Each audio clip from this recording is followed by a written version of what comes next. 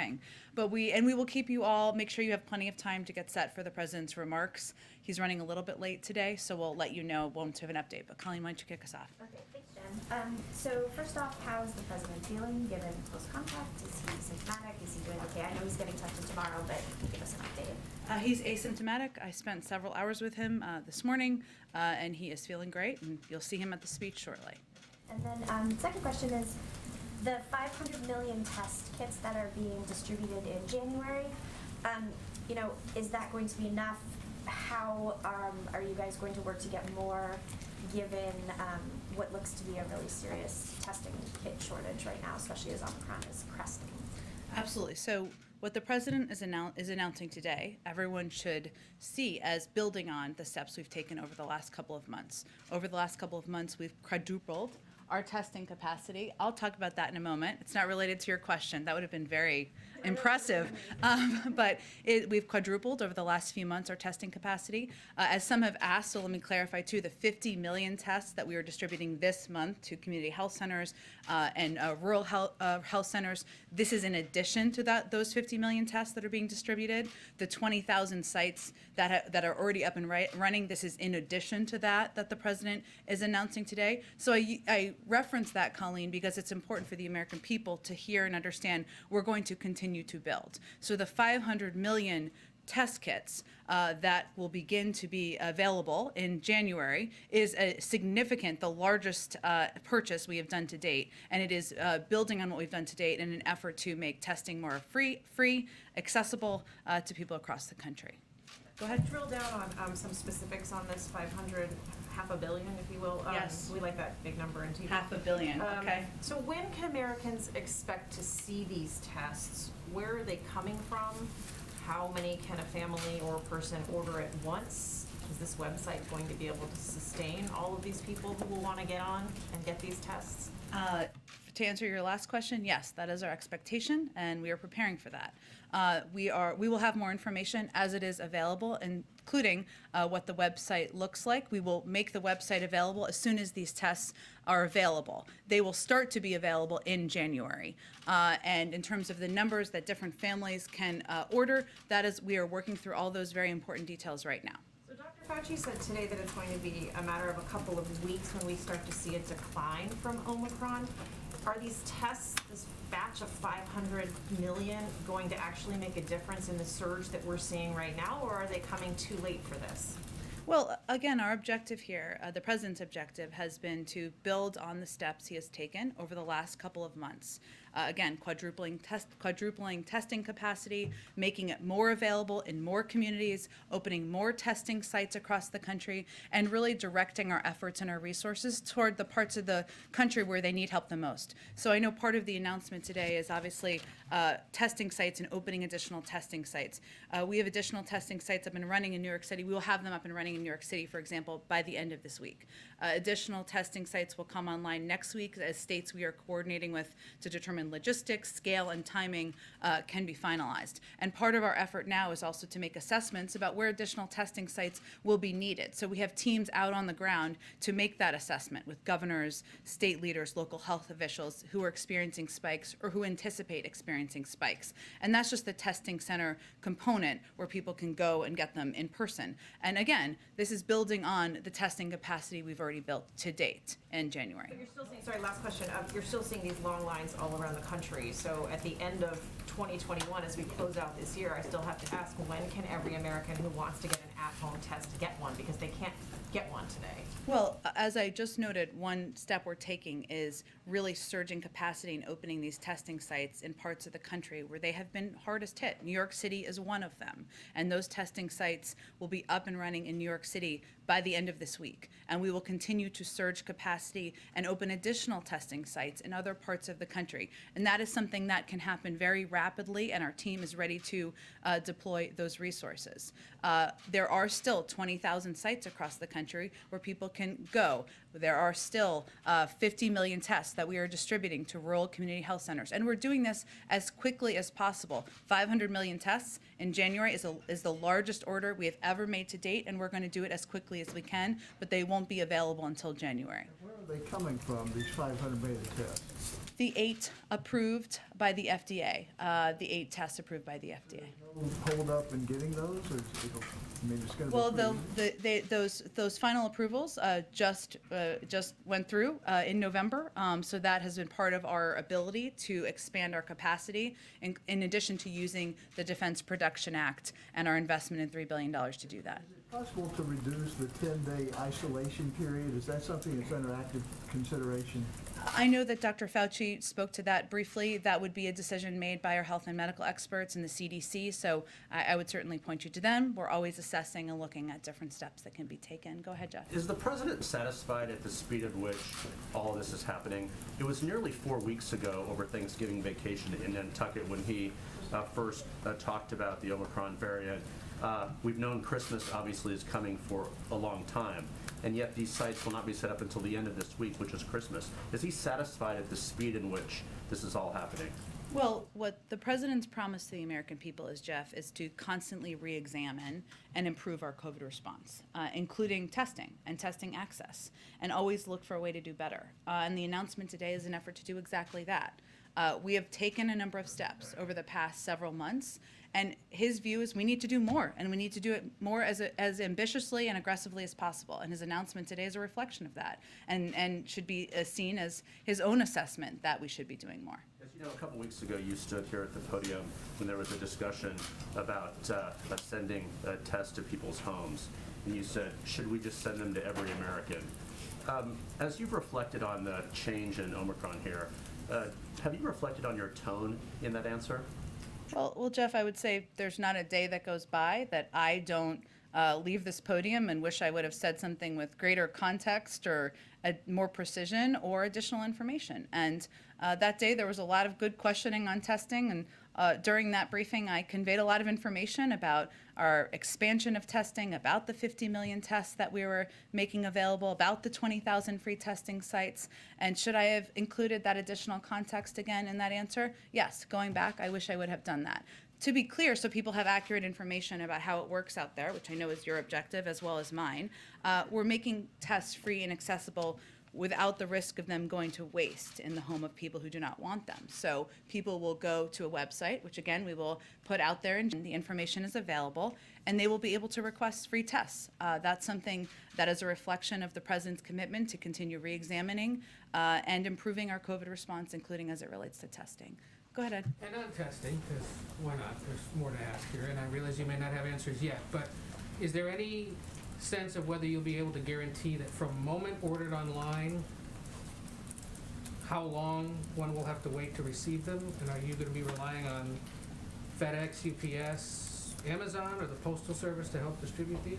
Again, really good questions, and we, of course, want people to be able to rapidly receive the tests. And people have certainty to know they can get a test, they can feel safe going to their workplace, seeing their family members, sending their kids to school. That's our objective.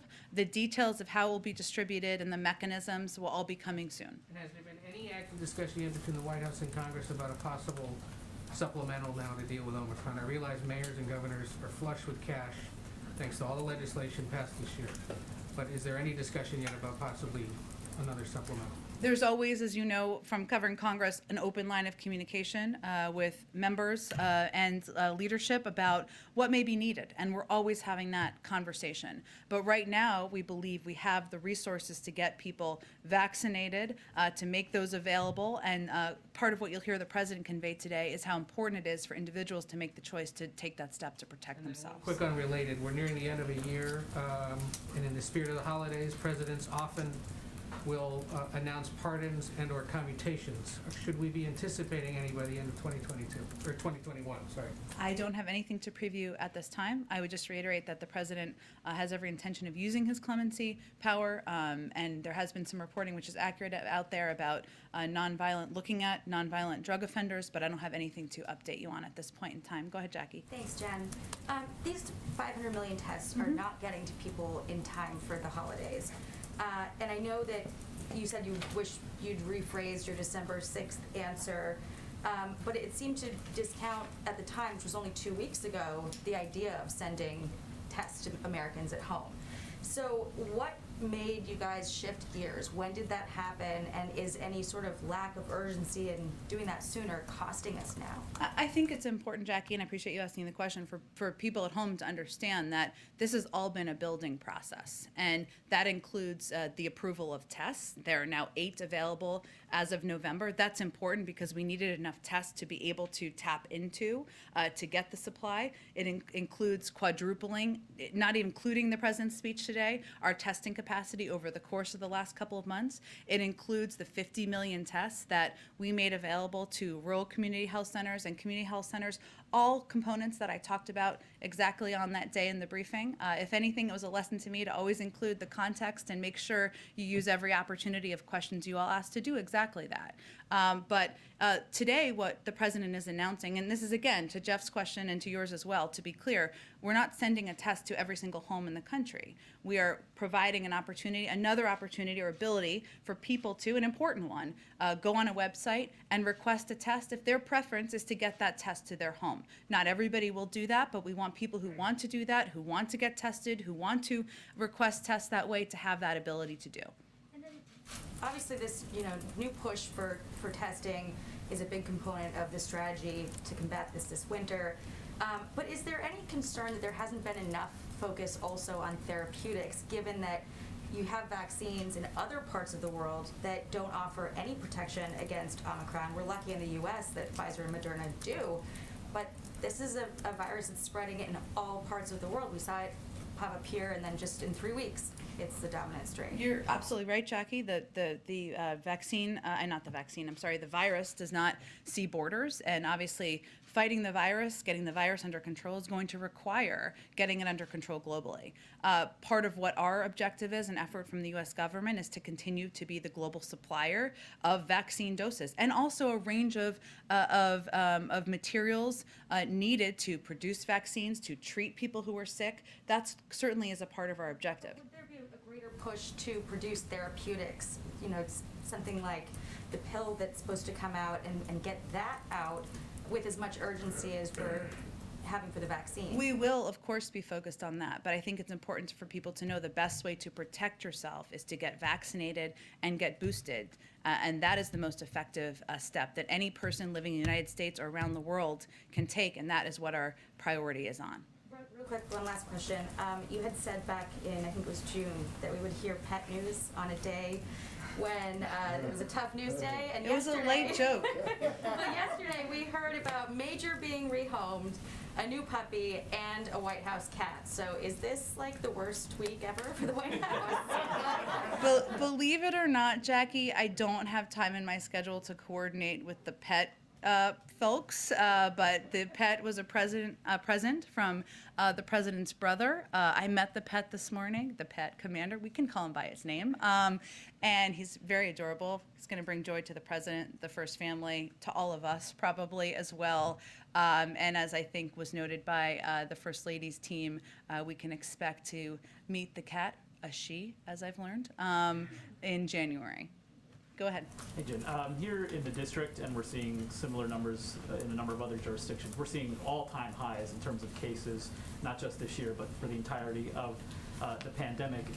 A number of these are also breakthrough cases. We used to hear the administration talk about how rare these were, but there seems to have been a change in tone around these.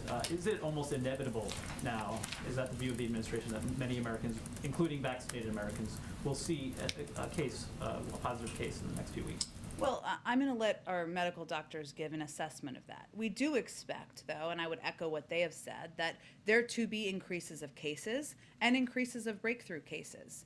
We are still seeing a significant amount of protection from even getting the virus, from the vaccines, from being boosted. But there will be breakthrough cases. We have breakthrough cases in the White House. I'm sure you will have them in your news organizations, and we're seeing numbers go up in New York City, in DC, and other parts of the country. What we will continue to convey, because we recognize that a lot of people are sitting at home, many of whom are vaccinated and are scared, and we want to convey accurate information to them about the effectiveness of the vaccines. And this is a very interesting chart, which is why I love charts, but this is an interesting one, that fully vaccinated, this is looking at average weekly deaths. If you look at the number of fully vaccinated versus unvaccinated, we've seen it have peaks and valleys, but it's 14 times higher for unvaccinated individuals, 14 times more likely to die of COVID than if you are vaccinated. I would, no one wants to get COVID, but I think what the president is conveying is get vaccinated. I mean, you may have some light symptoms, you may have no symptoms. That is far preferable to being hospitalized or even worse. Can you speak to some of the protocols that are in place here Sure. in the White House? Because I think a lot of Americans have questions about if they were to test positive or in close contact, what are the protocols that they should follow? What are they in place here at the White House, especially as it relates to this individual who tested positive, who the president was in proximity to? What is their protocol, or what is the president's protocol? What is the protocol for other White House staff, others who are interacting with this individual? Well, for if somebody is a close contact, so the guidance of the CDC is if you are a close contact, you should be tested 5 to 7 days, 5 days and 7 days post-contact. We do 3 and 5 days post-contact here at the White House through PCR tests. The president has had his 3-day PCR test yesterday. He will have his 5-day PCR test tomorrow. I would also note that as it relates to our own protocols here, because we of course go over and above in a lot of ways here, every time you're going to travel with the president or even meet in the Oval Office with the president, you're required to be tested that day.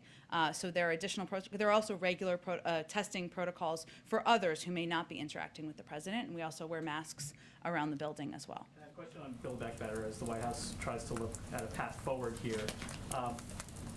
On the child tax credit, it seems inevitable at this point, unlikely at least, that millions of Americans who benefited from that child tax credit, from that monthly payment, will not get that in the month of January. What is the White House's message to them? And Senator Romney has put forward a proposal that he says would be a bipartisan pathway forward. Is that something the White House is looking into? Well, most importantly, the president's message is that his preference was to get Build Back Better passed in December so that people could have the child tax credit extended, a benefit that has contributed to cutting child poverty in half this year and has helped put money in people's pockets and food on the table and make sure many, many families could help make ends meet during an economic downturn that was tied to the pandemic. And I would say on the second piece of your question, we're going to work with anybody who's interested in taking steps to lower costs for the American people, whether it's on child care or elder care or health care. We want to get Build Back Better done because the comprehensive package is going to have an enormous impact, according to dozens of economists across the board. It would require 60 votes in order to get individual pieces passed. Okay, I'm sorry, because I don't want you to miss the speech. I'll try to go to like 2 more here. Go ahead. Thanks, Jen. Will certain groups be prioritized on the testing website, or is it just first come, first served? It's a really great question. We obviously want to do this in an equitable way. That is how we have approached every element of our COVID policy, but that is part of what is being discussed and determined now. And what are the procedures that would go into place if the president did, in fact, test positive for COVID? He would follow CDC guidelines. Would he stay in the White House? Would he go to Walter Reed, or is that still undecided? I don't have any predictions of that. I think it depends on whether he would be symptomatic or not, but let's hope that's not a challenge we will be facing. Can you just quickly say whether the staffer that tested positive for the Omicron variant? Excuse me. I don't have any additional information. Go ahead, last one, and then people can come see me in my office to have to speak. There's a report that you're considering extending the student loan relief past the February deadline. Can you comment on that, whether that's on the table or a decision that's been made? The president has not made a decision yet. Okay. And can you briefly, you said he's asymptomatic. That is sometimes a phrase used for people who tested positive but don't have symptoms. You just mean he's not symptomatic. He does hasn't not have tested symptoms, yes, Clarify correct. he's not tested positive though, because this is causing Yes, confusion out there. apologies.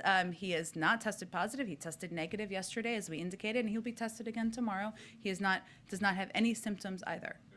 We're reporting that the FDA will authorize both the Merck and Pfizer pills. I would obviously welcome your confirmation of that if you could give it, but more realistically, can you say what role having those pills will play in the overall response? How does it change your view of tackling this with those pills in hand if they are in fact available? Well, again, I'll just preface that I'm not going to, of course, get ahead of the FDA or the process, the gold standard, as we like to say, but certainly having antivirals available is another component that will help us fight the virus, address the pandemic, help people return to a version of normal, and we will be prepared, like Boy Scouts and Girl Scouts, to ensure we are making these antivirals available to the public. All right, thanks, everyone.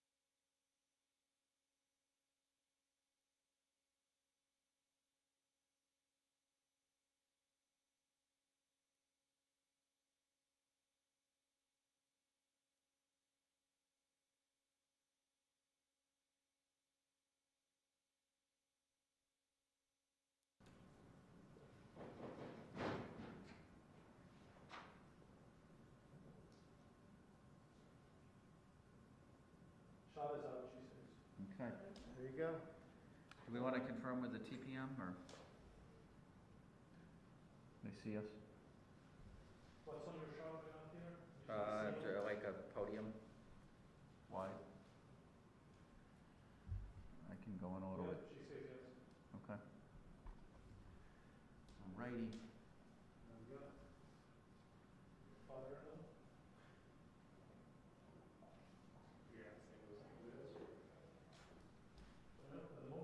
Is there a piece of, there's like, there's a mess on that one. Yeah, that's the nose. We got it. Hello. Hi, how you doing? Miss Jasmine. There you go. We'll call you up. Sorry, so then, he's got a lot. It sucks. We'll plug up. I'm feeling foggy. So, we were instructed by White House staff that our cuts camera needed to be to the right of the head-on. So yes, when he walks on, we'll have it on the door, and then we'll try to get shots from. We won't have it on the door. I'll get it as he can come in. The head-on will have the door shot, have the entry shot. You said we won't have it on the door? The head-on will have the entry shot. Okay, so the head-on will have, sorry, I misspoke. The head-on will have the entry shot.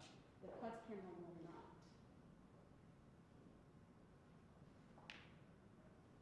Yeah, the head-on will swing over to the door. Watch him walk to The door's under the. watch him walk to the podium. Okay?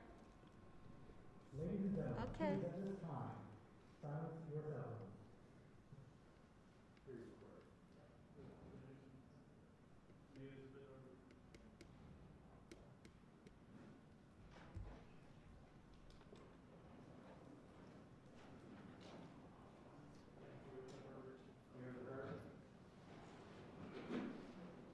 No, that cannot be down. No, maybe I can. Jasmine? Yes. As soon as the press are set, I'll call 2 minutes. Okay. So I think we say we're probably 5 minutes away, maybe less than that. I'm just saying, as soon as we get the press up, I'm gonna call 2 minutes right from everyone. But you guys are set though, right? Yes, we are.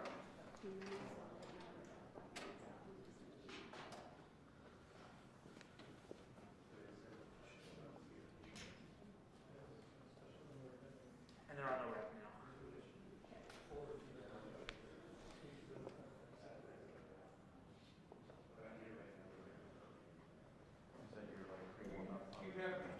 Stretching.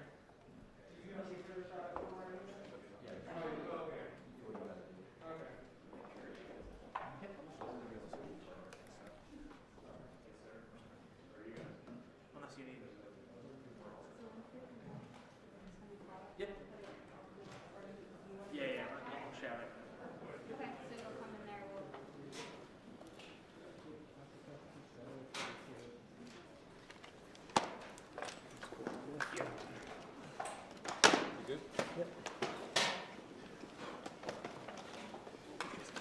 True 10 feet today, guys, so. What's up? For money with a 10 feet rule.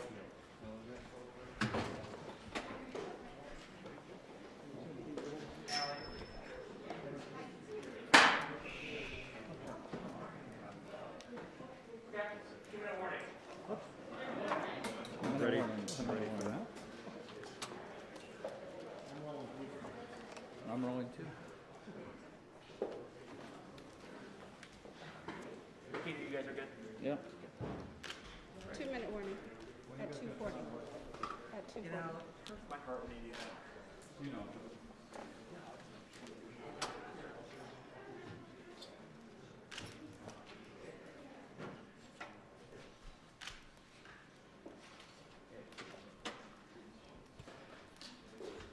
That was nice to meet you guys are good. Yes. Okay, great.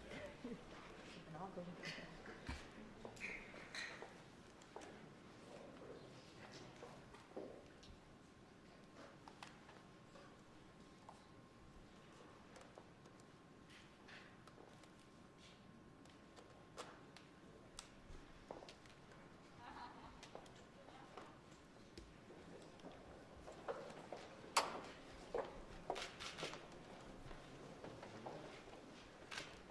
Good afternoon, folks.